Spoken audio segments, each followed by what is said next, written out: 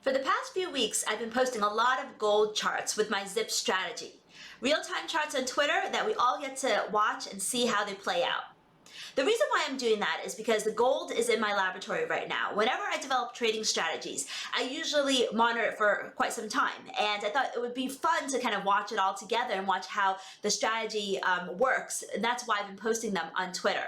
But they've been doing very well, and I want to take a look at some of the trades that we took, as well as some of the trades that we didn't take. So the first chart here is a trade from Thursday. I actually missed posting this on Twitter when the initial signal was triggered, and the reason for that is because quite honestly, I had a webinar going on, and I only caught that after the webinar. But even if you got into the trade after the initial signal, it still had legs to the move, and it still became a quite generous one. Now, when I posted this chart, someone very wise pointed out and said, "What about this buy signal? Did you take that?" And I said on Twitter that I passed on it. And the reason for that is because when it comes to trading ZIP on gold or Forex, which is what I usually trade, fundamentals is key, and we can't take every ZIP trade blindly. We have to make sure that we filter it with fundamentals, because fundamentals plus ZIP is what gives us our success. Now on Thursday, this was the day after the Federal Reserve monetary policy announcement, we already knew that the Fed is ready to taper. We already knew that Treasury yields soared, and that ultimately all of this is good for the dollar. So that meant that it's negative for gold. So the only trades that we should be looking for and waiting for and taking are short gold trades and not long gold trades. So that is why I did not take that buy signal in gold. Now, on Tuesday, the day before FOMC, we did have a buy signal triggered on gold. This is a type 2 signal where we didn't have the classic white candle, but the background hue turned green and we were in the buy zone. On this day, we did take the trade because this was a Tuesday before FOMC.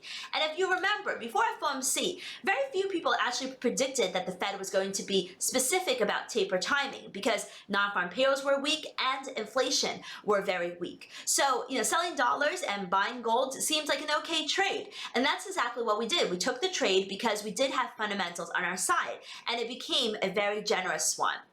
Now, on Monday, we had this ZIP gold sell signal. And once again, we passed on this trade. Why? Monday is when we had China's Evergrande crisis, where markets opened down hundreds of points. And when we had the ZIP sell signal, US stock markets weren't open yet, but futures were down a lot. And everyone thought that this was the beginning of a deep market sell-off. And when markets sell off, that's good for gold, not bad for gold. So this would have been a false signal.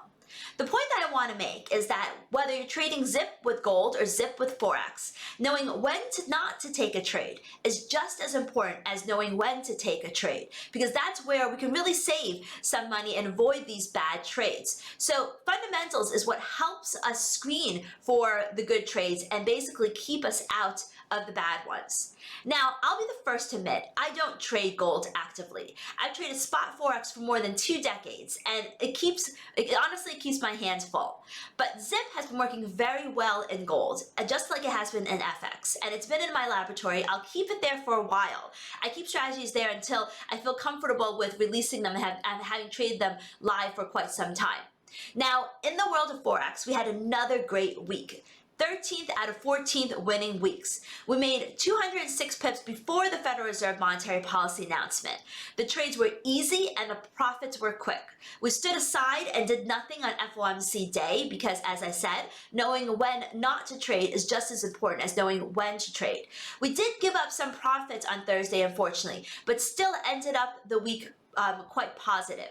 So if you enjoy ZIP, you want to learn more about it, or you want to trade with me, please visit bkforex.com.